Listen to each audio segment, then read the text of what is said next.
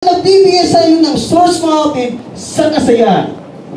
Kaya nga, mga kapatid, hallelujah. Yung iba, mga kapatid, pag naimbita ng kaibigan, walang hindi pwede.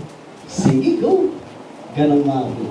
Kaibigan mo, mga kapatid, kasi nandyan nakapagbigay sa iyo ng kasiyahan sa buhay mo. Napakaburing ang isang tao o napakaburing ang isang buhay kung wala kang kaibigan. Hallelujah. Minsan sabi nila, andyan, Kristiyano ka na. Ayun, born again ka na, wala ka ng kaibigan. Hallelujah. Ganun minsan. Ang sanglibutan, pag nakikita ka na, andyan, naka-long sleeve ka na, andyan, nakapaldera ka na ng napakaganda-ganda, sasabihan ko pa, ayan na naman si sister. Yes. Pupunta na naman yan sa church. Wala ng kaibigan yan. Minsan, iiwasan ka ng isang tao, magkipagkaibigan sa'yo. Ganun, mga kapatid. Hallelujah. Pero ang isang kaibigan, tandaan natin, mga kapatid, isang ka mang mananampalataya o isang believer, mga kapatid, tandaan natin, ang kaibigan, mga kapatid, hallelujah. Isang mananampalataya ka, mga kapatid, hallelujah. Mayroong believer o unbeliever, mga kapatid, ipagkaloob sa iyo ng Diyos para ka lang maging masaya sa buhay.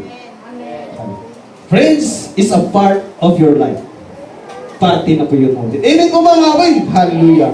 Sabi ko, mga kapatid, ang isang kaibigan, mga kapatid, pag nagsama kayo, mga kapatid, kung saan kayo lang pupunta, andyan yung picture. Kaibigan mo Hallelujah. Nakita ko nga sa isip, mga kapatid, magkaibigan, mga kapatid. Sabi ko, di ko alam kung magnanay ay mga parents na yung mga kapatid. Ang saya nila, mga kapatid. Wala silang pakialam sa paligid kung anong ginagawa nila, basta mag-picture sila. Groupie. Selfie, groping, selfie.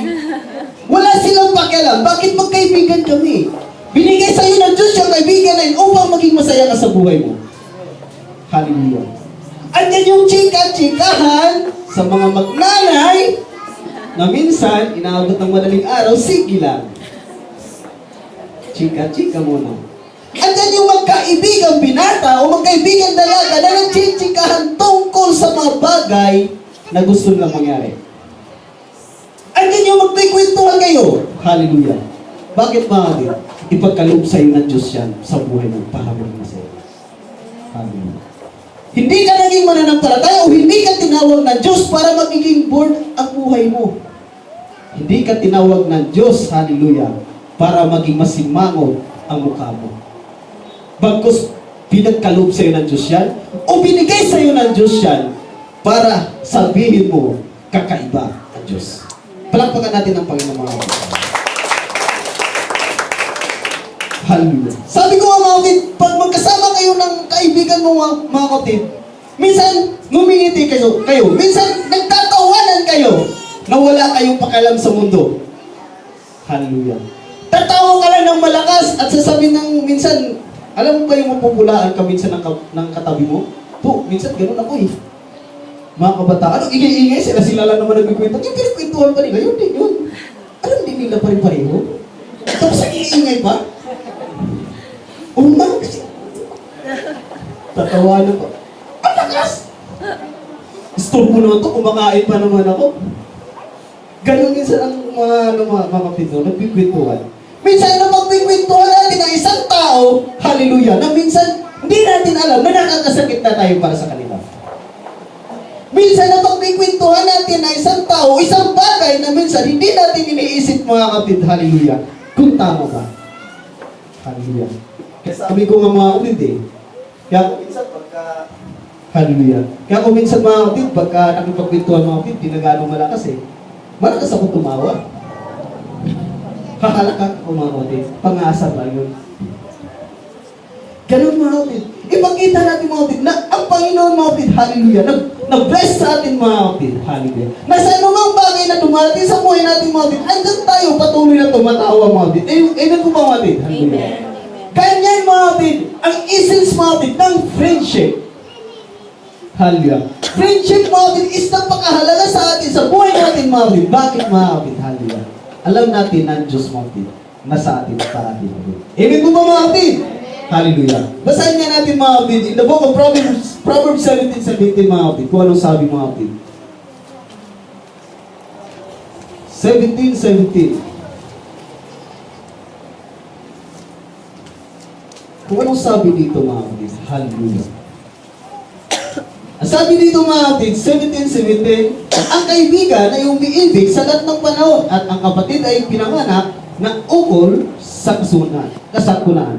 So dito mga kapatid, sinabi dito mga kapatid, hallelujah, Proverbs mga kapatid, na isang kaibigan talaga mga kapatid, ay isang gift talaga ng Panginoon para sa iyo yan mga kapatid. Kaya sabi ko nga napakalupot ang buhay mo pagka wala kang kaibigan Hallelujah.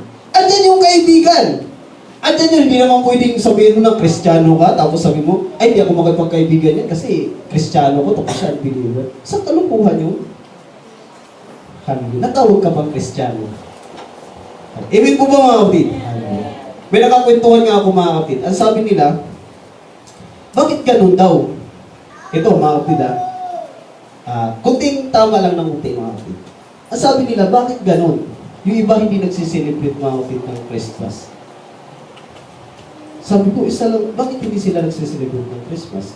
Christmas is all about Jesus Christ. Bakit hindi sila nagsiselebrate? Pero sa bahay nila mga kapatid, tumutugtog. Parang si Pastor ulit. Silent night. Sa bahay nila mga kapatid, hallelujah. Pagka may namamas ko mga kapatid, nagbibigay. Pero ang sabi mga kapatid, bakit ganun? Sabi niya, ang laki ng question mark sa kanya mga kapatid. Kasi, hindi natin lalayo mga kapatid. Ang church natin mga kapatid ay galing sa Pentecostal Church. Sabi nila mga kapatid, bakit ganun? Ang Pentecostal Church, hindi nagsiselebrate ng Christmas. Ano ba ang essence ng Christmas? Di ba for Jesus Christ, di ba? So, ibig sabihin, naglilingkod sila kay Kristo, pero hindi sila nagsiselebrate ng Christmas. Kasi ang pagkasabi nila, ang Christmas daw ay, bakit daw? Sabi niya. Bakit ba? Sinabi ba ng Bible na December 25 pinanganak si Kristo? Sabi ko, parang nag-aaral ba to? Kung sasabihin ko rin sa'yo, bakit ka nagsiselebrate tayo sa taon ng New Year? Sinabi ba ng Bible ng January 1 ang New Year? Sinabi rin ba ng Bible? Bakit ganon? Pagdating sa Christmas, hindi sila nagsiselebrate. Bakit pag sa New Year, celebrate sila? Dahil bagong taon daw. Bakit may sinabi din ba sa Bible? Sabi ko rin sa kanya. Sabi niya, oo nga, no. Sabi ko rin sa kanya, Marta. Wala na.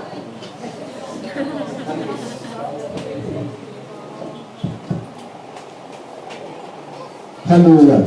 Sabi mo ganun sa kanya mga kapatid, hallelujah. Sabi ko, kung isipin mo talaga mga kapatid, na ang Christmas mga kapatid ay oras ng pagbibigayan mga kapatid. Hallelujah. Hallelujah. Yun, palit-palit lang Sabi ko mga kapatid, bakit ganun nga? Sabi ko kasi nga, parang nababaon sila doon sa sabi-sabi. Ano ba tawag doon? Pamahiin. Sabi ko, kung susundan natin yung pamahiin na yan, naku, hindi tayo matatapos. Dahil ang pamahiin na yan, ang dulo niyan, si Kristo pa rin. Niwala ba kayo doon mga kapatid? Ang dulo niyan, sa lahat ng pamamahiin mga kapatid, ang dulo niyan, si Kristo pa rin ang mapag-uusapan. Alam natin yung mga kapatid. Amen po ba mga kapatid? Hallelujah. Because, mga kapatid, Christmas is for the Christ. Kailangan nga natin magsaya mga kapatid. Kung kailangan mo tumaba mga kapatid, dahil sa party-party gawin mo. Kung kailangan mo pumayat, dahil sa party-party, bahala ka sa buhay mo. Ayaw kumain, kumayain ka. Minsan, ang galing mo iba mga kapatid. Ay, ayaw ko pumunta ng Christmas party. Bakit? Nahiya ako Sige, gutom ka ngayon. Hallelujah. Ang kaibigan mga kapatid, hallelujah, ay isang source mga kapatid of counsel. Payo po mga kapatid. Basahin natin mga kapatid sa Proverbs 27 mga kapatid, 9 mga kapatid.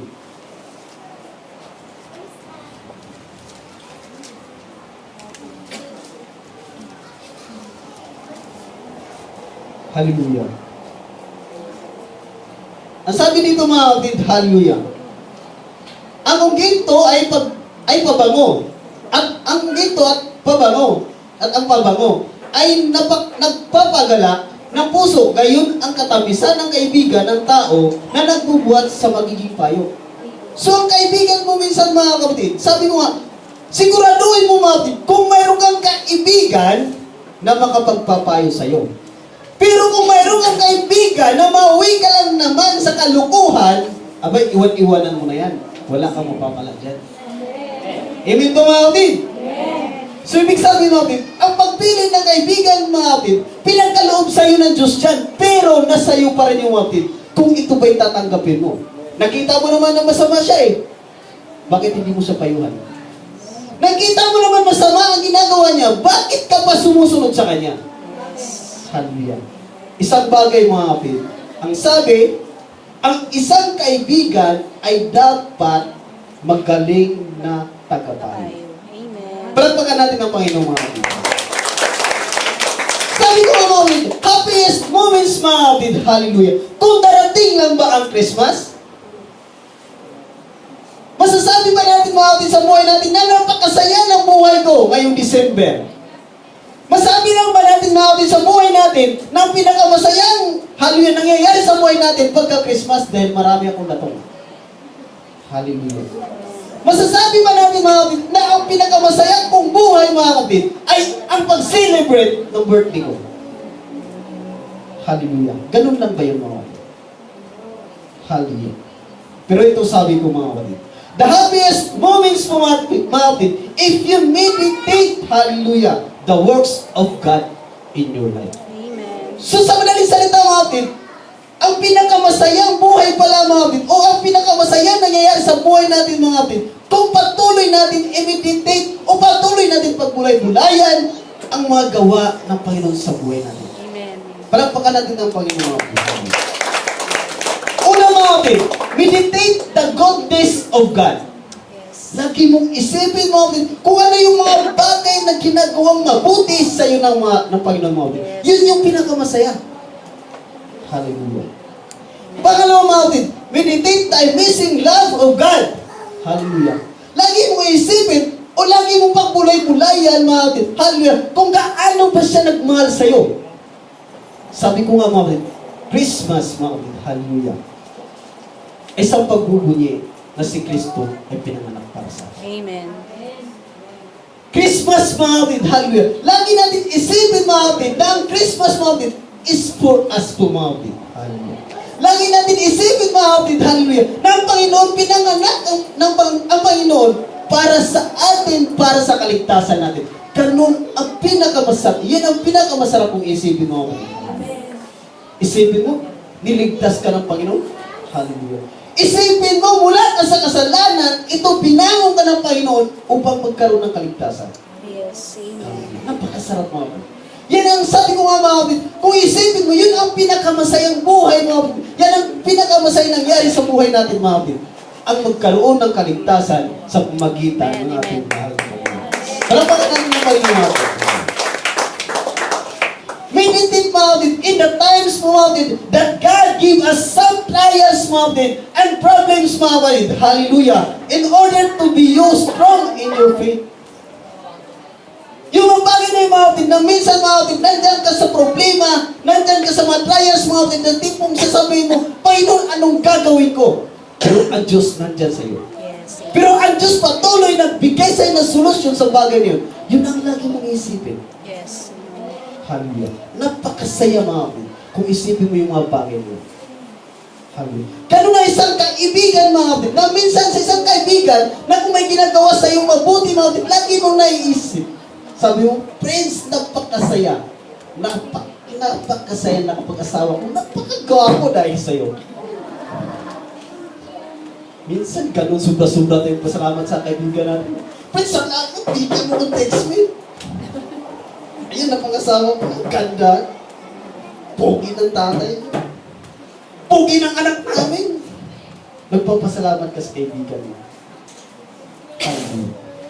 Pero minsan ba iniisip pa natin, o minsan ba iniisip pa natin, o pinagbubulay-bulayan ba natin mga kapatid, nasa oras mga kapatid na wala tayo, pero andyan ang Diyos sa'yo, minsan ba, sumisigaw ba tayo, Lord, thank you. Yes. Minsan ba naisip pa natin yung mga kapatid?